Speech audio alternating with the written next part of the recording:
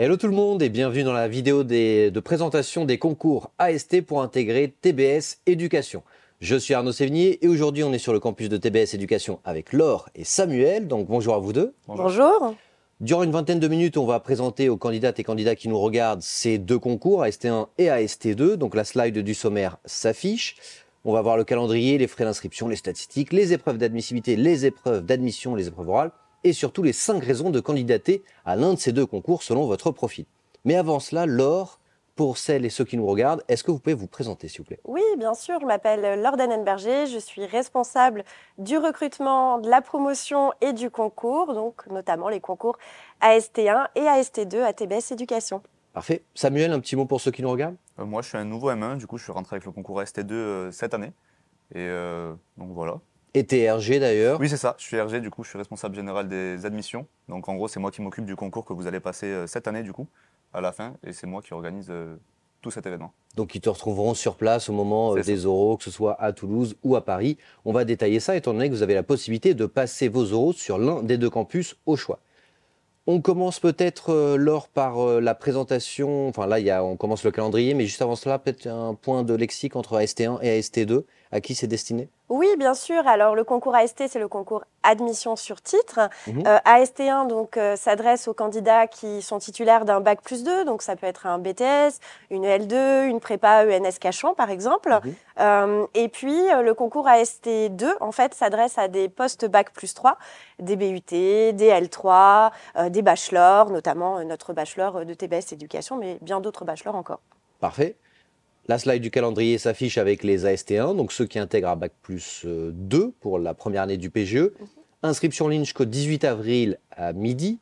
Et ce qu'on ne cesse de dire, c'est de ne pas attendre le dernier moment pour s'inscrire. Pourquoi c'est utile de s'inscrire, par exemple, un mois avant ou 2 mois avant? Eh bien, parce que cela vous permet de construire au fur et à mesure votre dossier, de réunir toutes les pièces qui sont demandées, notamment vos bulletins de notes, également de réunir, de préparer en fait vos résultats au TAGE, TAGE 2 donc pour les AST1, TAGE MAGE pour les AST2.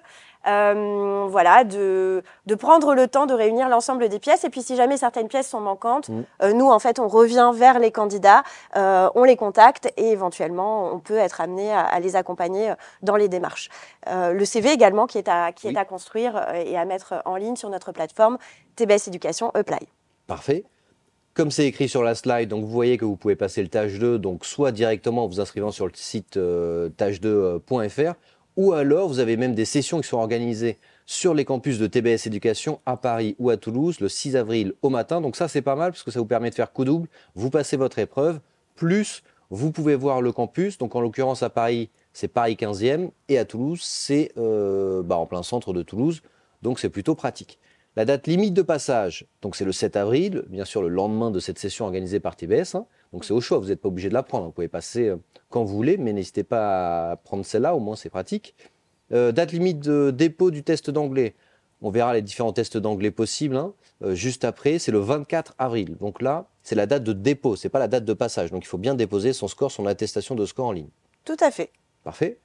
On va passer à la slide suivante. En l'occurrence, vous avez tout simplement la suite des concours avec les dates de passage des épreuves orales du 16 au 17 mai, du 21 au 29 mai. Et Laure, on peut passer sur plusieurs campus. Exactement. Donc, nous aurons des sessions d'oral à la fois sur le campus de Toulouse, mais également sur le campus de Paris. Sur le campus de Paris, ce sera entre le 25 et le 29 mai. Étant donné que les résultats d'admissibilité, c'est le 13 mai, on vous recommande de réserver le plus rapidement possible vos créneaux pour les oraux, étant donné qu'ils partent extrêmement vite. Je souhaite également vous indiquer que vous aurez la possibilité de passer des oraux en distanciel. Ça, ce serait pour des candidats qui éventuellement seraient en train de faire un stage à l'international, seraient en échange académique. Voilà, qu'ils n'hésitent pas à nous contacter et on organisera les choses de manière à ce qu'ils puissent les passer en distanciel. Donc Paris ou Toulouse, ou si besoin, même en distanciel. Au moins, vous n'avez pas d'excuses, c'est super facile de passer les oraux, quelle que soit votre situation et votre profil. On passe au concours AST2, donc à ceux qui ont un bac+3 au minimum. C'est à peu près la même chose, inscription jusqu'au 18 avril, donc n'attendez pas le dernier moment. Une session de TAGE-MAGE si vous souhaitez le passer sur les campus de TBS Éducation le 6 avril, la date limite de dépôt du test d'anglais. On va directement à la date des oraux. Et là, c'est la même chose, on peut passer Toulouse ou Paris ou à distance si besoin. Exactement, le système est le même et les épreuves sont d'ailleurs les mêmes. On en reparlera peut-être, Arnaud. Exactement. Résultat d'admission, donc les résultats définitifs le 12 juin. Ça, c'est classique, quelle que soit l'école à laquelle vous candidatez. C'est à peu près à cette zone-là. Les frais d'inscription, ça, c'est important. Quand on est boursier, c'est gratuit, quel que soit l'échelon. Exactement. Les candidats ont simplement à nous présenter leur attestation de bourse du Crous et nous validerons la gratuité de l'inscription. Ok, parfait.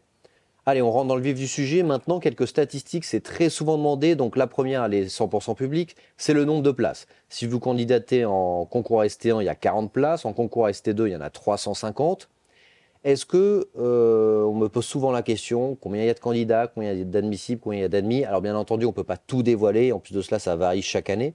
Mais est-ce que, grosso modo, concernant le nombre de candidats, on peut avoir une fourchette, juste pour qu'à titre d'indication, qu'ils aient un chiffre peut-être du nombre de candidats qui postulent au concours ST2, par exemple? Alors pour le concours AST2, l'an dernier, on avait un petit peu plus de 1400 candidats.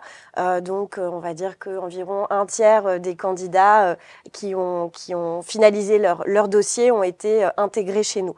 Maintenant, attention, voilà, ne paniquez pas. Ce chiffre peut paraître un peu inquiétant, mais en réalité, il n'en est rien.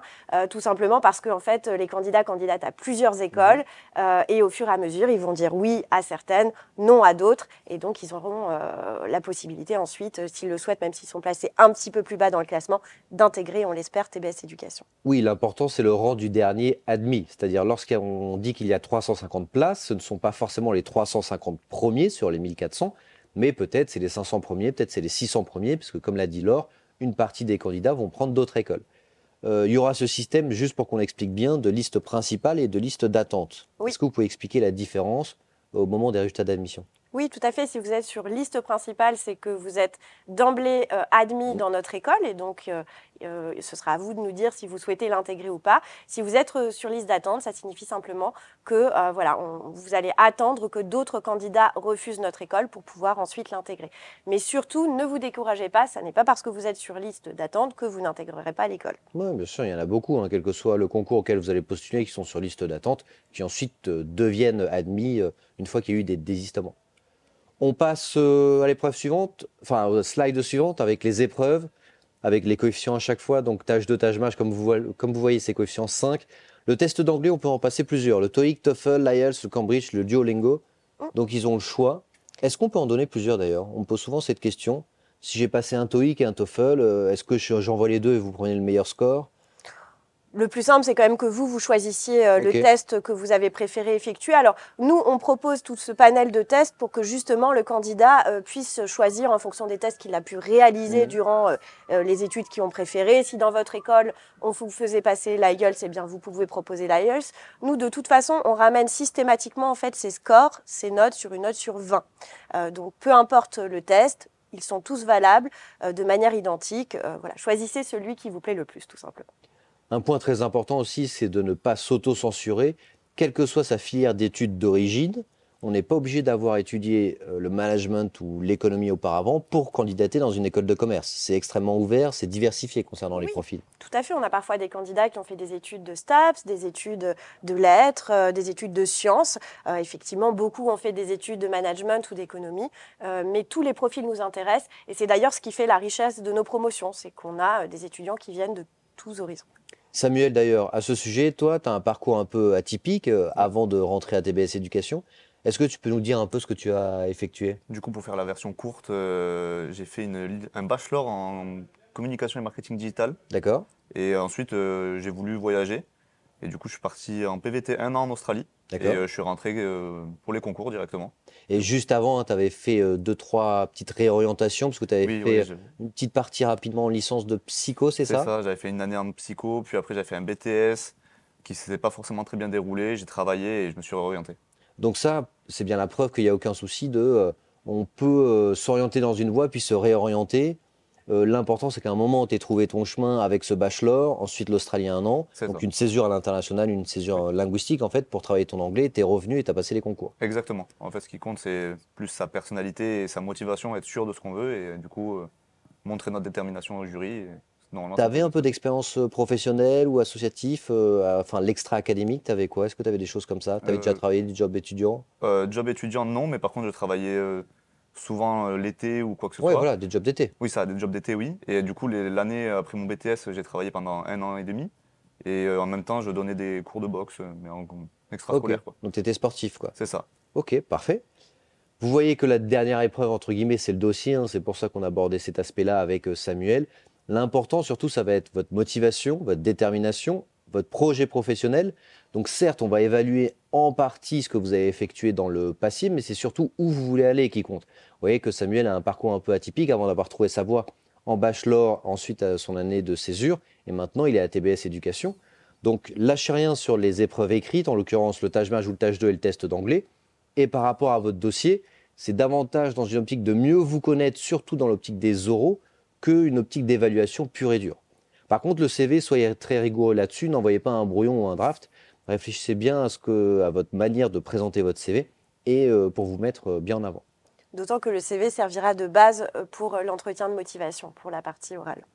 Ne vous auto-censurez pas aussi par rapport aux expériences professionnelles que vous allez mettre. Il y en a encore beaucoup qui suppriment des expériences professionnelles en se disant que c'est pas, par exemple, pas assez noble, pas assez glorieux, etc.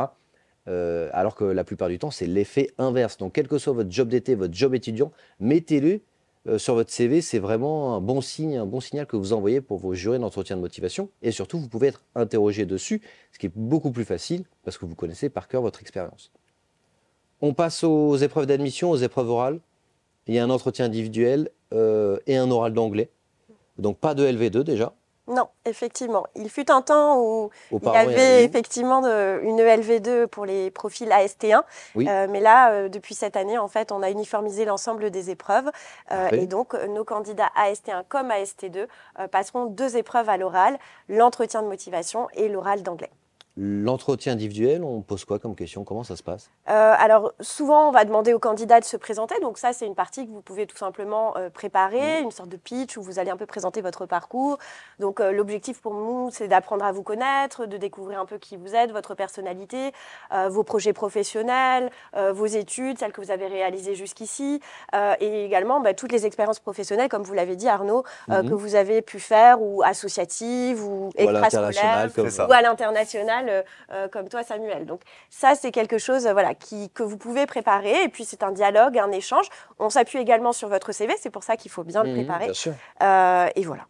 Samuel, est-ce que tu te souviens de certaines questions que tu avais eues en entretien de motivation? Oui, du coup, il m'avait proposé, comme le disait Laure, il m'avait proposé de me présenter, du coup, Ouais, tout ce qui est entre guillemets classique. ouais. Puis après, il m'avait posé des questions, par exemple, est-ce que tu veux t'impliquer dans la vie associative de l'école? Du coup, je m'étais un petit peu renseigné sur les associations, lesquelles me plaisaient, du coup, ça donne un petit plus pour présenter l'école. Et là, tu es dans quel asso là d'ailleurs? Là, je suis dans l'asso d'onologie D'accord. de TBS. Et vous organisez des événements, vous faites Oui, on quoi? fait des dégustations, on fait. Surtout des dégustations, Non, quoi. pas que. Non, vraiment, on fait plein de choses autour du vin. On fait aussi notre propre cuvée. Du Ah coup, ouais? Oui, on fait notre propre Vous faites cuvée. votre propre vin Oui, en Ok, collaboration avec un châtelain de Carcassonne. ok. Et Du coup, c'est quelque chose d'assez gratifiant et après, une vous bonne le vendez expérience. lors d'event, vous Non, faites quoi? en fait, C'est que pour vous, quoi. Non, on le vend à TBS, mais c'est pas vraiment une vente, c'est plus une donation au châtelain qui après, lui, du coup, comment dire, nous permet de le refaire l'année d'après. D'accord, chouette. Du coup, c'est un échange de bons procédés avec le châtelain. C'est une belle expérience. Ok, donc tu avais mis la partie associative en avant. Est-ce C'est qu'on ça. t'avait posé d'autres questions On m'avait demandé sur toi aussi- ou l'école? On m'avait demandé du coup de décrire l'école en un mot, si je me D'accord. souviens bien.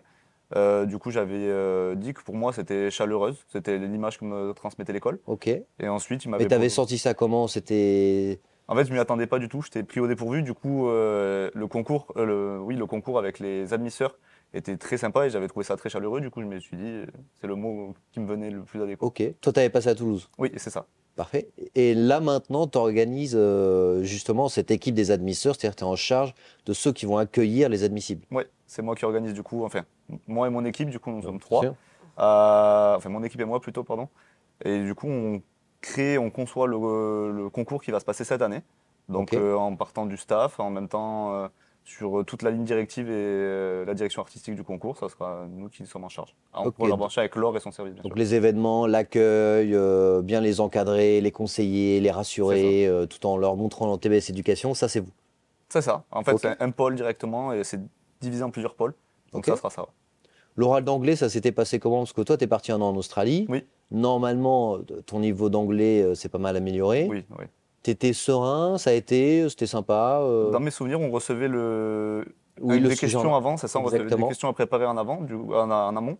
Du coup, Une dizaine de thèmes, en fait. c'est Vous ça. avez une dizaine de thèmes au choix. Et il faut choisir un des 10 thèmes, c'est Oui. ça? C'est ça, exactement. Faut Parfait. faire une petite présentation qui dure 5 à 10 minutes, si je me souviens bien. Et moi, ça s'est plutôt bien passé. Enfin, je n'ai pas trouvé trop difficile. En même temps, il y a une petite côté présentation, un petit peu comme l'entretien de personnalité.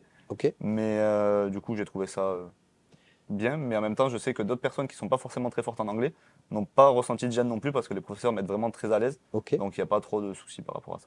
Tu t'en étais sorti avec quelle note pour l'entretien individuel? L'entretien Tu t'en individuel, souviens? 19 sur la Ouais. personnalité. Et l'entretien en Ouais, là, tu étais anglais, garanti d'être admis, quoi. Avec 19, ils te voulaient oui. forcément, quoi. J'étais pas au courant, je l'ai su quand j'ai reçu mon dossier, mais du coup, j'étais très surpris de le voir. Et pour l'entretien d'anglais, j'ai eu 17 si je me trompe pas. Bah, c'est bien. Oui, ça va, j'étais content. Et tu as choisi directement TBS Éducation, tu étais sûr Oui. de ton choix. Ouais, en fait, je suis toulousain de base, donc je crois que ça s'entend. Du coup, Ouais, pas tant que ça, en vrai. Non, du coup, je me suis dit, bon, pourquoi pas choisir l'école qui représente ma ville, quoi. Donc là, tu es en M1 Oui. et tu vas partir à l'international. Enfin, en tout cas, c'est ton projet pour le M2 après ta césure. C'est ça, là, je fais ma césure, du coup. Et en janvier, du coup, 2025, je partirai dans une université en échange international avec TBS. Tu as déjà coché un peu des pays qui te tentent? Ça, on le fait en juin, Ouais. nos choix.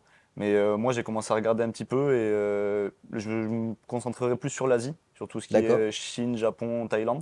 Et pourquoi l'Asie? Parce que du coup, j'ai fait l'Australie, comme on disait, j'ai fait un peu le côté anglo-saxon et je me dis c'est un côté que j'aimerais bien découvrir, une culture différente. Parfait. Ok, tu y es déjà allé en Asie? Oui, une fois en Thaïlande, c'est tout. Ok.